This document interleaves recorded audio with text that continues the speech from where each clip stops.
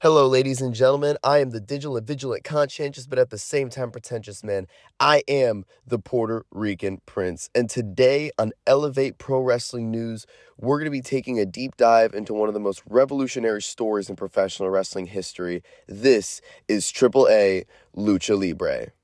Now, if you're new here, make sure to hit the subscribe button and ring that notification bell because we cover the wildest stories in professional wrestling. So let's grab your mask and let's get started. Our story begins in 1992 with a man who became a legend named Antonio Peña. Now picture this. Peña was working as a booker for Consejo Mundial de Lucha Libre, CMLL, which was Mexico's oldest and most traditional wrestling promotion. CMLL had been around since 1933, rooted in tradition and frankly, stuck in the past at the time.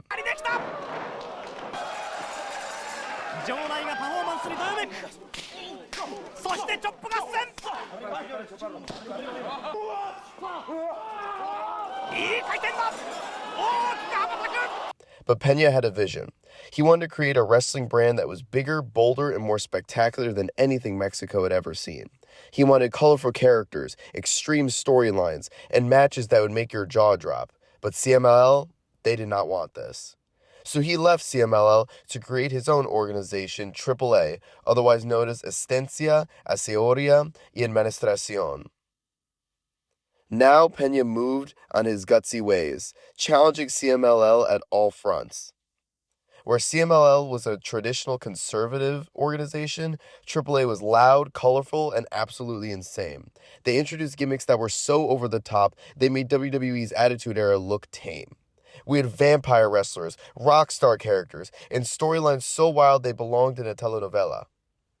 But here's the kicker, it worked. AAA didn't just compete with CMLL, they started beating them in ratings. Mexican wrestling fans were hungry for something fresh, and Peña delivered exactly what they needed. By 1996, the golden age of AAA had, however, burnt out, so brightly that it came to a screeching halt. The problem was that they were mounting fast. Key stars were leaving, creative was struggling, and most importantly, the fans were starting to lose interest in AAA. By the time that they came to their big WrestleMania event, otherwise known as called Triple Mania, they only drew 6,000 fans, as opposed to other years where they were drawing tens of thousands. What separated AAA from every other failing wrestling organization, though, is it refused to die. 1998 marked the beginning of AAA's second act. With their backs against the wall and no choice but to evolve or perish, the promotion underwent a complete transformation. They couldn't rely on the same formula that had worked in the early 90s because the wrestling landscape had completely changed. So they adapted. AAA began focusing on more in-ring product quality while maintaining the spectacle that made them famous. They developed new stars, refined their storylines, and most importantly, they learned from their mistakes. The promotion also began embracing something that would become crucial to their survival: international relationships. AAA started working with promotions from Japan, the United States, and other countries, bringing fresh faces and new storylines to Mexican audiences. We were able to see stars like Pentagon Jr. make his debut in AAA, Phoenix, Rey Mysterio, Alberto Del Rio, now known as El Patron, Psycho Clown, Pagano, all stars that we were able to see coming up to this point. And one thing that never changed throughout AAA's ups and downs was its identity as a family business. For over 3 decades, the promotion remained true to Antonio Peña's original vision, even after he passed away. This family approach gave AAA something that larger corporate wrestling companies often lack: heart.